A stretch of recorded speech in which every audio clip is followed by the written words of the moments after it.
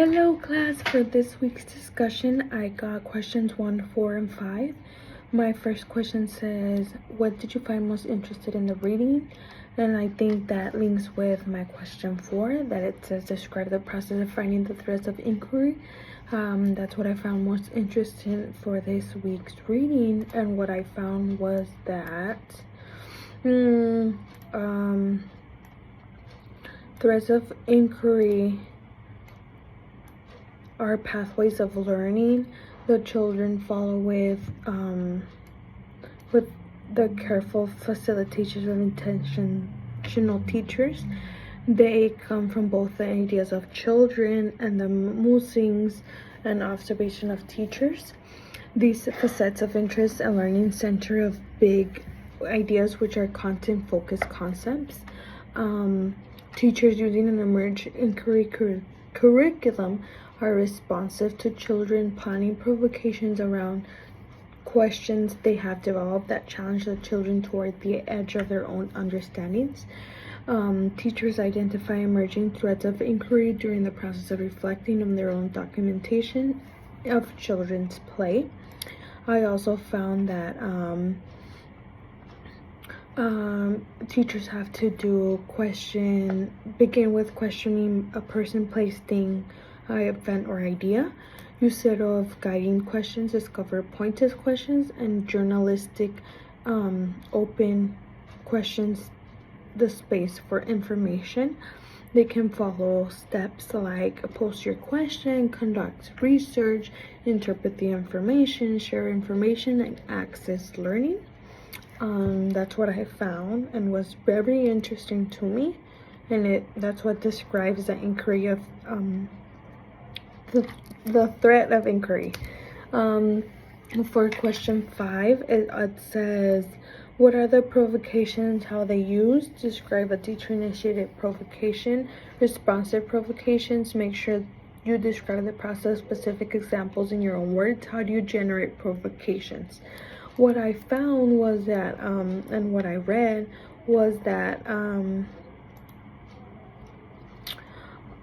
provocations come in many different forms, but is always intended to provoke thoughts, ideas, and actions that can help expand in thoughts, project ideas, or an interest.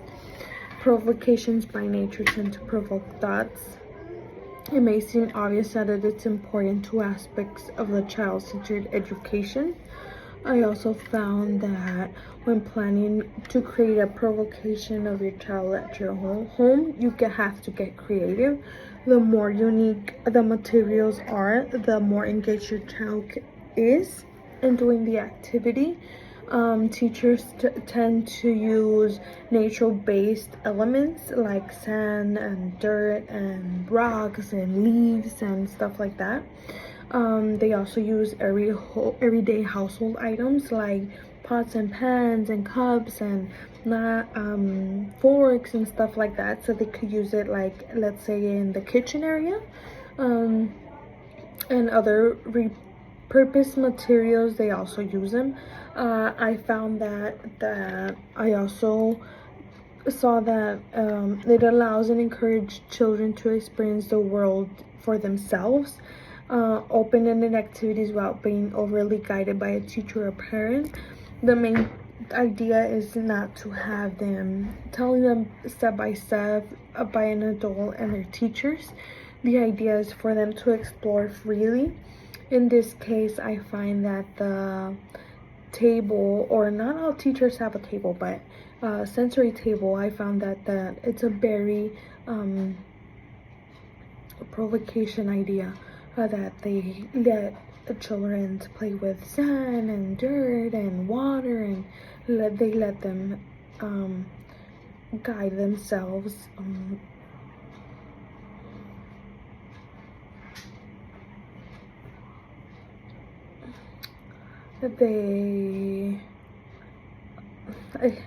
I had a brief for it, but they guide themselves and they explore by themselves, by the way it feels, by the way it's wet, or by the way it's dry, and they learn the feel and the textures, how different it is. And that's pretty much what provocation is, where you have a kid explore by themselves. And that's pretty much it for this discussion. Thank you.